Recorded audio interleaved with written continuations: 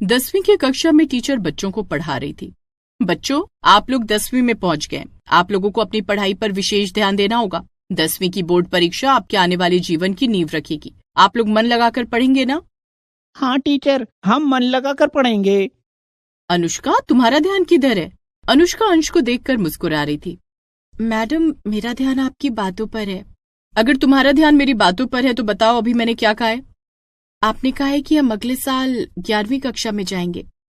अनुष्का की बात सुनकर क्लास के सभी बच्चे हंसने लगते हैं। टीचर अनुष्का को डांटती है। अनुष्का, क्लासरूम में इधर उधर ध्यान भटकाओगी तो 10वीं में ही रह जाओगी। Sorry madam. टीचर बच्चों को पढ़ाने लगती है। क्लास खत्म होने के बाद अनुष्का और अंश स्कूल बस में बैठकर अपने अपने घर जाने लगते हैं। अनुष्का, क्लास में तुम मेरी तरफ क्यों देखती रहती हो? तुम्हारा ध्यान पढ़ाई पर क्यों नहीं रहता? मैं तुमसे बहुत प्यार करती हूँ अंश। तुम कितने सरल और सीधे हो। पढ़ाई में तुम सबसे अव्वल हो, फिर भी तुम्हारे अंदर जरा भी घमंड नहीं है। तुम्हारी यही खूबियां मुझे तुम्हारी ओर आकर्षित करती हैं। मैं भी तुमसे बहुत प्यार करता हूँ अनुष्का, लेकिन हमारी 10वीं की परीक्षा नजदीक है। तुम अपना ध्यान पढ़ाई पर लगाओगी तो ज्यादा अच्छा होगा। कहीं ऐसा ना हो कि मैं 11वीं में चला जाऊं और तुम 10वीं में ही रह जाओ। मैं जानती हूँ तुम ऐसा नहीं होने दोगे। तुम परीक्षा की तैयारी में मेरी मदद करवाओगे, है ना अंश? हाँ अनुष्का। बातें करते करते दोनों अपने अपने घर पहुंच जाते हैं। दोनों घर जाकर पढ़ाई करने लगते हैं, लेकिन अनुष्का के दिलो दिमाग पर अंश छाया रहता है। वो अंश को फोन करती है। हाय अंश, क्या कर रहे हो? पढ़ाई कर रहा हूँ, तुम भी पढ़ाई करो। तुम कितने अनरोमांटिक हो अंश। हम 10वीं की परीक्षा के बाद रोमांस कर लेंगे। अभी मुझे पढ़ने दो और तुम भी पढ़ाई करो। अनुष्का को समझाकर अंश पढ़ाई करने लगता है। अनुष्का भी पढ़ाई करने लगती है। तभी अनुष्का की माँ आती है। अनुष्का बेटी, तू किससे बातें कर रही थी? मैं किसी से बात नहीं कर रही थी माँ। मुझे ऐसा लगा जैसे तू किसी से बातें कर रही थी। मैं बोल बोल कर पढ़ाई कर रही थी माँ। ठीक है बेटी, खूब मन लगाकर पढ़ाई करना। अंश अपने बनाए हुए नोट्स अनुष्का को मोबाइल फोन पर भेज देता और अनुष्का उससे पढ़ाई करती। एक दिन दोनों स्कूल से घर लौट रहे थे, तभी बीच रास्ते में बस खराब हो जाती है। बच्चों, बस खराब हो गई है। मैंने स्कूल में फोन कर दिया है। दूसरी बस आ रही है, तुम लोग उस पर बैठकर घर चले जाना। अंश, माँ ने आज जल्दी घर आने को कहा था। वो मुझे लेकर बुआ जी के घर जाएंगी। बुआ जी के घर में आज पार्टी है। चलो, मैं तुम्हें तुम्हारे घर छोड़ देता हूँ। मेरे पास 50 रुपए पड़े हैं। इतने पैसे में हम ऑटो से तुम्हारे घर पहुंच जाएंगे। फिर वहां से तुम अपने घर कैसे जाओगे? उसकी चिंता तुम मत करो, मैं पैदल अपने घर चला जाऊंगा। मेरे घर से तुम्हारा घर लगभग 10 किलोमीटर है। इतनी दूर तुम पैदल कैसे जाओगे? अनुष्का, मैं तुमसे प्यार करता हूँ। तुम्हारे प्यार के सहारे मैं 10 किलोमीटर की दूरी तय कर सकता हूँ। यहाँ तक कि पूरी दुनिया से भी लड़ सकता हूँ। ओह अंश, तुम मुझसे इतना प्यार करते हो। हाँ अनुष्का। अंश एक ऑटो वाले को रोकता है और दोनों उस ऑटो में बैठकर अनुष्का के घर पहुंचते हैं। बाहर अनुष्का की माँ खड़ी होकर उसका इंतजार कर रही थी। अंश को देखते ही गीतिका ने कहा, अनुष्का बेटी, ये लड़का कौन है तेरे साथ? ऑटो पर क्यों आया? अनुष्का गीतिका को सारी बात बताती है। माँ, अंश पढ़ने में बहुत तेज है। पढ़ाई में मेरी बहुत मदद भी करता है। थैंक यू अंश बेटे। ये लो 100 रुपए और इसी ऑटो से अपने घर चले जाओ। नहीं आंटी, मैं पैदल चला जाऊंगा। कैसी बात कर रहे हो? इतनी दूर पैदल कैसे जाओगे? ये पैसे रख लो और इसी ऑटो से अपने घर चले जाओ। Thank you aunty. अंश अपने घर चला जाता है। अनुष्का और गीतिका भी टैक्सी बुलाकर बुआ जी के घर के लिए निकल जाती है, लेकिन गीतिका रास्ते में ही टैक्सी रुकवा देती है। माँ, तुमने ये टैक्सी यहाँ क्यों रुकवा दी? करवा चौथ आने वाला है, मुझे अपने लिए खरीदारी करनी है। अनुष्का मन में सोचती है, इस बार मैं भी अपने अंश के लिए करवा चौथ का व्रत करूंगी और करवा माता से प्रार्थना करूंगी कि हम कब भी अलग ना हो। लेकिन मैं करवा चौथ के लिए पूजा का सामान कैसे खरीदूंगी? मेरे पास पैसे तो है ही नहीं। गीतिका बाजार से करवा चौथ की शॉपिंग करने लगती है। माँ, मेरे स्कूल में एक महिला सफाई का काम करती है। बेचारी बहुत गरीब है। मैं सोच रही हूँ कि क्यों न इस बार करवा चौथ पर उसे पूजा का सामान और कपड़े उपहार में दे दूं। ये तो तुमने बहुत अच्छी बात कही अनुष्का बेटी। मैं हर सामान ज्यादा खरीद लेती हूँ, तुम उसे दे देना। गीतिका जब अपने लिए कपड़े खरीदती है तो एक साड़ी ज्यादा खरीद लेती है। इसी तरह वो चूड़ी, बिंदी, ज्वेलरी और पूजा का सामान एक एक सेट ज्यादा खरीदती है। गीता एक सेट सामान अनुष्का को देती है। अनुष्का बेटी, ये सारा सामान उस महिला को दे देना और कहना कि इस बार करवा चौथ बहुत अच्छी तरह से मनाए। ठीक है माँ। दोनों बुआ जी के घर चली जाती हैं। रात में वहां से लौटकर अनुष्का सारा सामान अपने कमरे में रख लेती है। कपड़े, गहने और पूजा के सामान का इंतजाम तो हो गया, लेकिन मैं अंश के हाथ से अपना व्रत कैसे तोड़ूंगी? अनुष्का के मन में कुछ ख्याल आता है और वो अपनी माँ से कहती है, माँ, मेरी परीक्षाएं नजदीक आ रही हैं, मैं सोच रही थी कि क्यों ना ट्यूशन लगवा लूं। ठीक है, मैं तेरे पिताजी से कहूंगी कि वो तेरे लिए ट्यूशन लगवा दे। गीतिका अनुष्का के पिता को ये बात बताती है। तुम तो जानती हो गीतिका कि करवा चौथ पर कितने खर्च हो गए हैं। अभी सारे त्योहार भी आने वाले हैं, मेरे पास इतना बजट नहीं है। लेकिन अनुष्का की पढ़ाई का सवाल है, अगर वो 10वीं में अच्छे नंबर लाएगी तो उसका भविष्य उज्जवल होगा। माँ, पिताजी, अगर आप लोग कहें तो मैं अंश से ट्यूशन पढ़ना शुरू कर दूं। अंश पढ़ने में बहुत तेज है, वो हर साल क्लास में अव्वल आता है। वो मुझे पढ़ाने के पैसे भी नहीं लेगा, लेकिन मुझे पढ़ने के लिए उसके घर जाना होगा। अंश अच्छा लड़का है, मैं मिली हूँ उससे, अनुष्का को घर छोड़ने आया था। ठीक है बेटी, तू अंश से ट्यूशन लेना शुरू कर दे। अनुष्का दूसरे दिन से अंश के घर जाने लगती है। अनुष्का, मैं अपने सारे नोट्स तुम्हें फोन पर भेज रहा था, फिर तुम्हें मुझसे ट्यूशन पढ़ने के लिए इतनी दूर आने की क्या जरूरत थी? बुद्धू, ये सब मैंने करवा चौथ की पूजा करने के लिए किया है। करवा चौथ की पूजा? हाँ, कुछ ही दिनों में करवा चौथ आने वाला है। मैं तुम्हारे लिए करवा चौथ का व्रत रखूंगी। व्रत खोलने के लिए तुम्हें छिपकर मेरे घर आना पड़ता, इसीलिए मैंने ट्यूशन पढ़ने का बहाना बनाकर तुम्हारे पास आने का रास्ता ढूंढ लिया। अंश और अनुष्का को बातें करते हुए अंश के माता पिता देख लेते हैं। अंश बेटे, ये लड़की कौन है? माँ, ये अनुष्का है। हम दोनों 10वीं में एक साथ पढ़ते हैं। इसके माता पिता ने इसे यहाँ ग्रुप स्टडी के लिए भेजा है। ठीक है, दोनों बच्चों खूब मन लगाकर पढ़ो। काजल वहां से चली जाती है। उसके जाने के बाद अंश अनुष्का को समझाता है। अनुष्का, तुम करवा चौथ के लिए ये सब कर रही हो, बेहतर होता है कि तुम पढ़ाई करने के लिए ये सब करती। पगलू, मैं ये सब तुम्हारे लिए कर रही हूँ। उस दिन से अनुष्का स्कूल के बाद रोज अंश के घर जाकर पढ़ाई करती और अंश के साथ समय गुजारा करती। धीरे धीरे दिन बीत गए और करवा चौथ का दिन आ गया। उस दिन अनुष्का अंश के लिए व्रत रखती है। स्कूल में वो अपना लंच अंश को दे देती है। अंश, मेरा लंच भी तुम खा लो। तुम अपना लंच क्यों नहीं खा रही हो? भूल गए क्या? आज करवा चौथ है, मैंने तुम्हारे लिए व्रत रखा है। शाम को मैं तुम्हारे हाथ से अपना व्रत खोलूंगी। अनुष्का सारा दिन कुछ नहीं खाती है। स्कूल के बाद शाम को वो अंश के घर जाती है, लेकिन उससे पहले वो करवा चौथ के लिए कपड़े, गहने और सारा सामान जो उसने गीतिका से खरीदवाए थे अपने स्कूल बैग में रख लेती है और अंश के घर पहुंचती है। शाम हो जाती है। गीतिका और काजल दोनों करवा चौथ की पूजा कर रही थी। अनुष्का अंश के कमरे में अपने कपड़े बदल लेती है और गहने पहनकर तैयार हो जाती है। अनुष्का, तुम बिल्कुल दुल्हन जैसी लग रही हो। ये सब मैंने तुम्हारे लिए किया है। मेरे पास बैठो और मुझे करवा चौथ की कथा सुनाओ। अंश मोबाइल फोन की मदद से अनुष्का को करवा चौथ की कथा सुनाता है। पूजा पूरी होने के बाद, अब मैं खिड़की से चांद देख लूंगी, उसके बाद तुम मुझे अपने हाथों से पानी पिला देना। ठीक है। इधर काजल की पूजा पूरी हो जाती है। वो अंश के कमरे के पास आती है तो देखती है कि कमरा अंदर से बंद है। अंश बेटे, दरवाजा खोलो, दरवाजा क्यों बंद है? अनुष्का, माँ आवाज लगा रही है, जल्दी करो। अनुष्का अपने हाथों में चलनी लेकर खिड़की से चांद की ओर देखती है तो उसकी नजर उसके माता पिता पर पड़ती है। वो दोनों उसे लेने ऑटो से अंश के घर आ रहे थे। गीतिका भी उसे देख लेती है। अनुष्का दुल्हन की तरह तैयार होकर क्या कर रही है? दोनों अंश के घर पहुंचते हैं। अंश जल्दी से अनुष्का को अपने हाथों से पानी पिलाता है और दरवाजा खोलता है। अंदर का नजारा देखकर सब हैरान रह जाते हैं। अनुष्का, तुम तो यहाँ अंश से पढ़ने आती थी ना, तो ये सब क्या है? हाँ अनुष्का, जवाब दो हमें। माँ, आंटी जी, मैं और अंश एक दूसरे से बहुत प्यार करते हैं। अनुष्का सच कह रही है माँ? अंश बेटे, अनुष्का अच्छी लड़की है, मुझे बहुत पसंद भी है। तुम दोनों की पढ़ाई पूरी होने के बाद मैं तुम दोनों की शादी के लिए तैयार हूँ, लेकिन प्यार के कारण तुम दोनों की पढ़ाई डिस्टर्ब नहीं होनी चाहिए। ऐसा नहीं होगा माँ। फिर हमें भी इस रिश्ते से कोई ऐतराज नहीं। हमें भी दामाद के रूप में अंश ही चाहिए।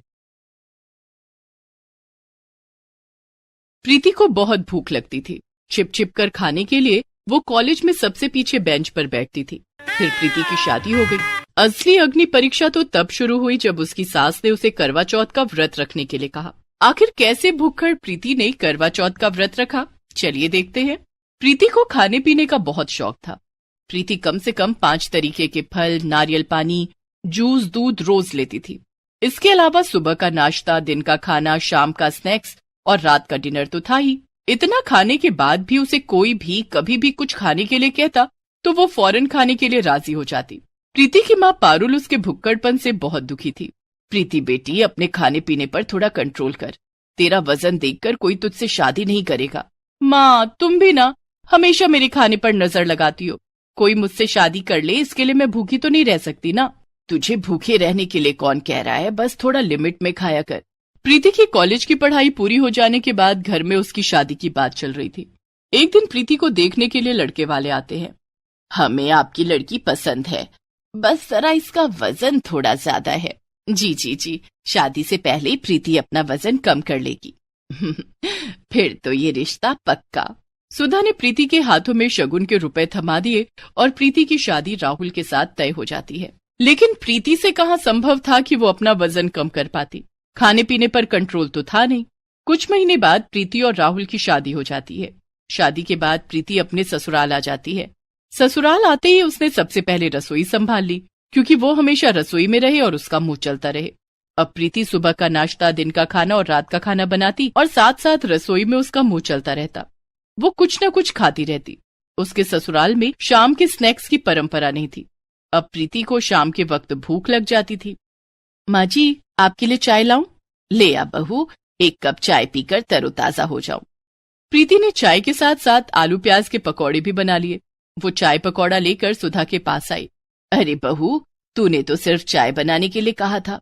माँ जी, खाली चाय कौन पीता है? खाली चाय पीने से एसिडिटी होती है, इसीलिए मैं पकौड़े बना लाई। दरअसल पकौड़े तो प्रीति को खुद खाने थे, सासू माँ का तो बहाना था। अब वो रोज शाम को कुछ न कुछ बनाकर खाती और घर वालों को भी खिलाती। इसी बहाने प्रीति को शाम का स्नैक्स मिल जाता था। लेकिन प्रीति की असली अग्नि परीक्षा तो अभी बाकी थी। एक दिन, प्रीति बहू, कल करवा चौथ है, तुझे पता है ना, करवा चौथ पर सारा दिन पानी भी नहीं पीते हैं। शाम को चांद की पूजा करने के बाद ही पानी पीते हैं और खाना खाते हैं। कल सुबह 3 से 4 बजे तक सरगी का वक्त है। तू अपनी सरगी के लिए राहुल से सामान मंगवा लेना और पूजा का सामान भी मंगवा लेना। करवा चौथ पर खाना तो दूर, पानी भी नहीं मिलेगा। ये सुनकर प्रीति को चक्कर आ गए। क्या हुआ बहू, तेरी तबीयत तो ठीक है ना? प्रीति ने खुद को संभालते हुए कहा। जी माँ जी, मैं ठीक हूँ। प्रीति अपने कमरे में चली गई और सरगी की लिस्ट बनाने लगी। करवा चौथ की तैयारी में पूजा के सामान का उस लिस्ट में कोई जिक्र ही नहीं था। उसमें तो सिर्फ खाने पीने की चीजों के नाम थे। शाम को जब राहुल ऑफिस से आया तो प्रीति ने उसे लिस्ट थमाते हुए कहा, कल करवा चौथ है, व्रत और पूजा का सारा सामान इस लिस्ट में लिखा है। ये सब सामान बाजार से ला देना। इतनी लंबी लिस्ट? इस लिस्ट में ऐसा भी क्या है? राहुल उस लिस्ट को पढ़ने लगता है। दूध, दही, मावा, रसमलाई, रबड़ी, मालपुआ, पेड़े, लड्डू, संतरा, अनार, अमरूद, केला, नारियल। लिस्ट पढ़ते पढ़ते राहुल थक जाता है। प्रीति, क्या है ये सब? ये सब मेरे सरगी का सामान है। इतना सारा? हाँ, माँ जी ने कहा है कि करवा चौथ के व्रत में कुछ खाना तो दूर, पानी भी पीने को नहीं मिलेगा। रात में चांद की पूजा करने के बाद ही कुछ खाने को मिलेगा। तुम इतना सब कुछ सरगी में खा लोगी? प्रीति ने बड़े भोलेपन से जवाब दिया। हाँ। राहुल लिस्ट लेकर बाजार चला गया और सारा सामान ले आया। उसने सामान प्रीति को दे दिया। प्रीति ने घड़ी में 3 बजे रात का अलार्म लगा दिया और सो गई।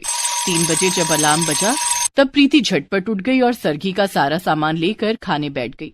1 घंटे में उसने सारा सामान चट कर लिया, फिर जोर से डकार मारा।